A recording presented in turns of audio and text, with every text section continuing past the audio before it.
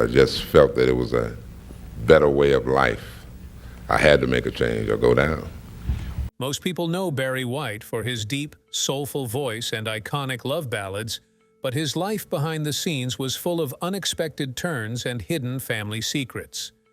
Recently, his children have confirmed long-standing rumors, revealing shocking truths about their father's legacy. Before we dive into these revelations, we need to look at the early events that shaped Barry White's remarkable life. Hard early life. Barry White, born Barry Eugene Carter on September 12, 1944, in Galveston, Texas, had a unique family background. His father, Melvin A. White, and his mother, Sadie Marie Carter, were never married. His mother gave him her last name, but he later took on his father's surname. Growing up in the Watts neighborhood of South Central Los Angeles, Barry was the oldest of two children, with his brother Daryl just 13 months younger. From a young age, Barry was surrounded by music thanks to his mother's classical music collection. This early exposure inspired him to learn the piano, mimicking the tunes he heard on the records. By the time he was 11, rumors spread that Barry played the piano on Jesse Belvin's 1956 hit single, "Good Night, My Love." However, in a 1995 interview with the Boston Herald, Barry debunked this myth, attributing the story to journalistic exaggeration. While it's true that White and Belvin lived in the same neighborhood, the age difference made it unlikely they collaborated musically at that time. Barry attended Jacob A. Riis High School, an all-boys academy in southeast Los Angeles. His teenage years were marked by a sudden and dramatic change in his voice around the age of 13 or 14, transforming from a typical kid's squeak to the deep, resonant tone that would later become his signature. He vividly remembered how this change startled both him and his mother, signaling the end of his childhood and the beginning of his journey into manhood. However, Barry's teenage years weren't without trouble. At 16, he found himself in jail for 4 months for stealing $30,000 worth of Cadillac tires, a sum that would be equivalent to about $310,000 today. It was during his time in jail that Barry experienced a crucial moment of inspiration. Listening to Elvis Presley's "It's Now or Never" on the radio, he felt a profound shift in his life's direction. This moment, he later credited, set him on a path toward the music industry. Another defining moment came on his 18th birthday, which coincided with the first day back at school for his graduating year. Instead of attending class, Barry felt drawn to Hollywood. He skipped school and walked to Capitol Records headquarters, standing across the street and watching the bustling activity for hours. The liveliness and excitement of the entertainment industry captivated him, solidifying his desire to work in Hollywood. Despite not knowing how to read or write music, Barry White was determined to make his mark. Early career. Leaving jail marked a crucial moment for Barry White, a turning point where he decided to leave gang life behind and pursue a new path. Determined to change his ways, White faced the challenge of transforming his life. The decision to change his focus on music came after a friend's invitation to join a band and sing bass, which he accepted. Barry White's journey into music began in the early 1960s. He joined the band The Upfronts, releasing "Too Far to Turn Around" in 1960, though he also recorded singles under his own name backed by groups like the Atlantics and the Majestics. Real success eluded him. Despite his talent, the music industry was tough, and White faced many setbacks.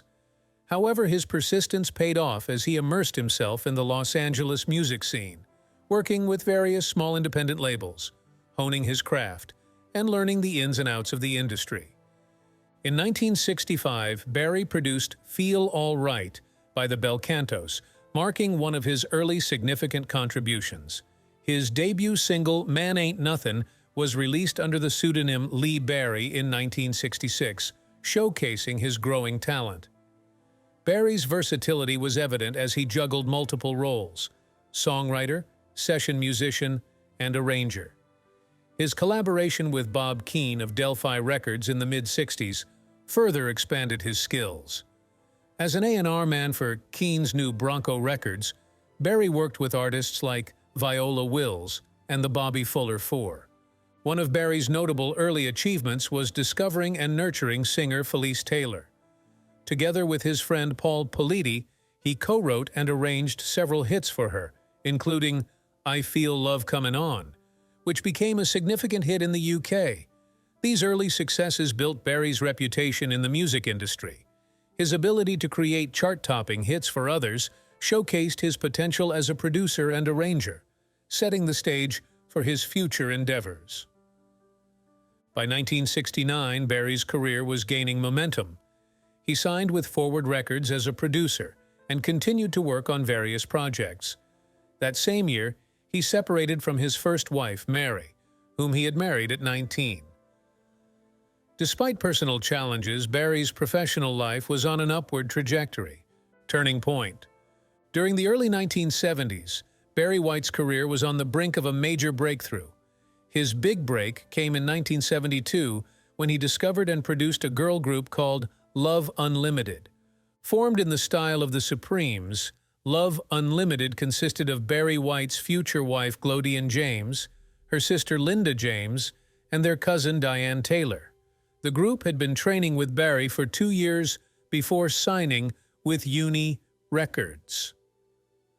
Barry's friend Paul Politi introduced him to businessman Larry Nunez, a crucial figure in his career. Larry Nunez played an important role in Barry's success by financing Love Unlimited's album, From a Girl's Point of View We Give to You. Love Unlimited. This collaboration marked the beginning of a fruitful relationship that would help catapult Barry White to stardom. Barry produced, wrote, and arranged the group's classic soul ballad, Walking in the Rain with the One I Love. This single became a huge hit, climbing to number 14 on the Billboard Hot 100 pop chart, number 7 on the Cashbox Top 100, and number 6 on the Billboard R&B chart. It also reached number 14 on the UK singles chart, marking Barry's first million-selling single as a writer and producer. The success of this track earned a gold disc from the RIAA in July 1972, solidifying Barry's reputation in the music industry. Following this success, Russ Regan, who had supported Barry at Uni Records, moved to 20th Century Records. Barry's relationship with Uni soured, but he managed to switch his production deal and Love Unlimited's contract to 20th Century Records. This move was crucial for Barry, as it allowed him to continue producing hits for the group. In 1973, Love Unlimited's album Under the Influence of Love Unlimited peaked at number 3 on the Billboard Pop Albums chart, making them the first female group to have an album reach the top 5 since Diana Ross and the Supremes in 1970. The album featured the single It May Be Winter Outside, But in My Heart It's Spring, originally written by Barry White and Paul Politi for Felice Taylor in 1966. The song peaked at number 11 on the UK singles chart in early 1975. In 1975, Love Unlimited had their first and only number 1 hit on the best-selling soul singles chart with I Belong to You, which also peaked at number 27 on the Billboard Hot 100. This song was featured on their third album, In Heat, which included a vocal version of Love's Theme. The group continued to produce successful tracks throughout the 1970s, significantly contributing to Barry White's rising fame. With his career on the rise, Barry White continued to push boundaries in the music industry. In 1973, he created the Love Unlimited Orchestra, a 40-piece group initially formed to back Love Unlimited.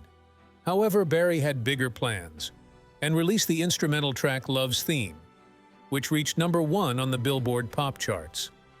This success marked the beginning of a fruitful period for Barry and the orchestra.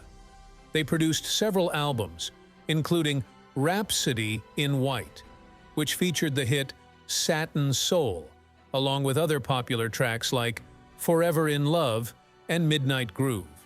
The orchestra stopped album production in 1983, but remained Barry's backing band, providing the lush orchestral sound that became a hallmark of his music, solo pursuit.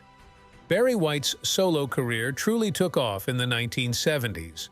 Initially hesitant to step into the spotlight, he intended to produce for another artist. However, after recording demos, his friend Larry Nunes convinced him to release the songs himself. This led to Barry's first solo album, I've Got So Much to Give, in 1973. The album included hits like I'm Gonna Love You Just a Little More Baby, which topped the Billboard R&B charts and reached number 3 on the pop charts. Barry's unique voice and romantic lyrics resonated with audiences. He followed up with several hits, including Never, Never Gonna Give Ya Up and Can't Get Enough of Your Love, Babe. His deep voice, large frame, and charismatic stage presence earned him nicknames like the Walrus of Love in the UK and Dr. Love in the US. His popularity extended internationally with several top 10 hits in the UK, including You're the First, the Last, My Everything, which topped the charts. In 1979, Barry left 20th Century Records to start his label, Unlimited Gold, with CBS Columbia Records. However, the 1980s proved challenging as disco's popularity waned. Barry struggled to replicate his earlier success despite releasing several albums. Only a few singles, like Change, made an impact. The financial strain of running his label led him to focus more on touring, and he eventually folded Unlimited Gold in 1983.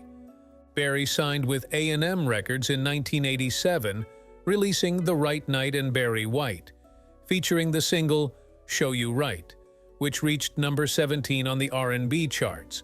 He continued to release music with The Man Is Back in 1989, producing top 40 singles like Super Lover and When Will I See You Again. Last works. In the 1990s, Barry experienced a comeback in popularity fueled by nostalgia for the 1970s. He teamed up with Quincy Jones on The Secret Garden Sweet Seduction Suite in 1989, reigniting interest in his music. His 1991 album Put Me in Your Mix reached number 8 on the Billboard R&B Albums chart, and the title track peaked at number 2 on the R&B Singles chart. Barry's 1994 release, The Icon Is Love, topped the Billboard R&B album charts, with the single Practice What You Preach becoming his first number 1 on the R&B Singles chart in nearly 2 decades. This album earned him a Grammy nomination for Best R&B Album. Throughout the decade, Barry continued collaborating with other artists. He recorded In Your Wildest Dreams with Tina Turner in 1996 and contributed to the Space Jam soundtrack with Chris Rock on Basketball Jones, a remake of Cheech and Chong's 1973 song. Barry's final album, Staying Power, released in 1999, featured the title track which reached number 45 on the Billboard R&B charts. This single earned him 2 Grammy Awards for Best Male R&B Vocal Performance and Best Traditional R&B Vocal Performance. In 1999, his autobiography, Love Unlimited, co-written with Mark Elliott, was published, offering fans insight into his life and career. Throughout his career, Barry occasionally ventured into acting and voiceover work, voicing the character Brother Bear in the 1975 film Coonskin, and appearing in commercials for Prodigy, Good Season Salad Dressing, Oldsmobile, Arby's, and Apple's first iBook commercial. Barry also made guest appearances on the TV series Ally McBeal, where his music was often featured in dream sequences. Marriage and divorce. Barry White's transition from his illustrious career was marked by personal life filled with both love and heartbreak. Despite his reputation as the king of romance, his marriages didn't have fairy tale endings. His first marriage to childhood sweetheart Mary, at age 19, produced 4 children but deteriorated over time, leading to divorce in 1974. In 1974, Barry found love again with Glodian James of Love Unlimited. Their professional collaboration yielded hits like Walking in the Rain with the One I Love, and they married that same year. Despite appearing as a perfect duo on and off stage, strains from the music industry and personal differences led to separation rumors by 1988, though they never legally divorced. Glodian remained Barry's legal spouse until his 2003 passing, overseeing his estate. Death. Despite his commanding stage presence, Barry White's health declined over the years due to weight issues and other health problems. His half-sister Sandra, speaking in a documentary, revealed how he struggled during his final performances, barely able to stand and nearly collapsing after shows. Despite these signs, Barry was unwilling to seek medical help, and his size intensified his health issues. In 2003, he suffered a stroke that affected his speech and mobility, alongside acute blood pressure and kidney problems requiring dialysis. Despite surgery to assist with dialysis, Barry's health deteriorated further, leading to his passing on July 4, 2003, at Cedars-Sinai Medical Center in Los Angeles due to cardiac arrest. He was 58. His cremated remains were scattered off the California coast, a fitting tribute to his impactful life. Legacy. Despite his tragic end, Barry White's legacy in the music industry remains profound. Known as the Walrus of Love, his contributions to soul and R&B music have been celebrated posthumously. In 2004, he was inducted into the Dance Music Hall of Fame, honoring his influence on dance music. Barry White received a star on the Hollywood Walk of Fame in 2013, coinciding with what would have been his 69th birthday, solidifying his place in music history. His distinctive voice and orchestral arrangements have left an indelible mark, recognized by Rolling Stone in 2023 as one of the greatest singers of all time. Throughout his career, Barry White was nominated for 11 Grammy Awards, winning 2 for his work on staying power. Barry White's career, from his start as a juvenile delinquent in Watts to becoming a Grammy-winning artist, defied norms and set new standards in music, blending lush orchestration with soulful vocals that continue to resonate today. His hits like Can't Get Enough of Your Love, Babe, and You're the First, the Last, My Everything remain timeless classics, capturing the essence of romance for generations. Estate's legal challenges. During Barry White's later years, he was reportedly in a relationship with Catherine Denton. Despite this, his legal marital status with Glodian James remained unchanged. This situation had a significant impact on Barry White's complex legacy, especially concerning his extensive family and estate inheritance. Barry White allegedly had 9 children, 4 with his first wife Mary and 4 more with Glodian. Later, he acknowledged Denise Donnell as his daughter, born in 1962 to Gertha Allen. Denise did not discover her biological father until 1988, and Barry supported her in changing her name to Denise White. Denise was treated as one of Barry's own, using his homes and cars and working for him. When Barry White passed away in 2003, Glodian, his legal wife, inherited his $20 million estate, leaving Catherine Denton, Barry's partner at the time of his death, without any share. This sparked significant legal battles and family disputes over the estate. One major complication was Barry White having 9 children. In 2017, Darrell White, Barry's son with Mary, sued Glodian, accusing her of denying him his rights to the trust, leaving him close to homelessness. Darrell claimed he was left out of the inheritance despite Barry's intentions, arguing that Glodian had mismanaged the estate and denied him his rightful share, promised to him. Darrell wasn't the only one to take legal action against Glodian. In 2016, Denise, his half-sister, filed a similar lawsuit. Denise claimed that Glodian discouraged her from claiming her inheritance rights, assuring her that she would receive her share of Barry's estate. However, Denise alleged that estate payments became sporadic before ceasing around 2015, significantly affecting her financial stability.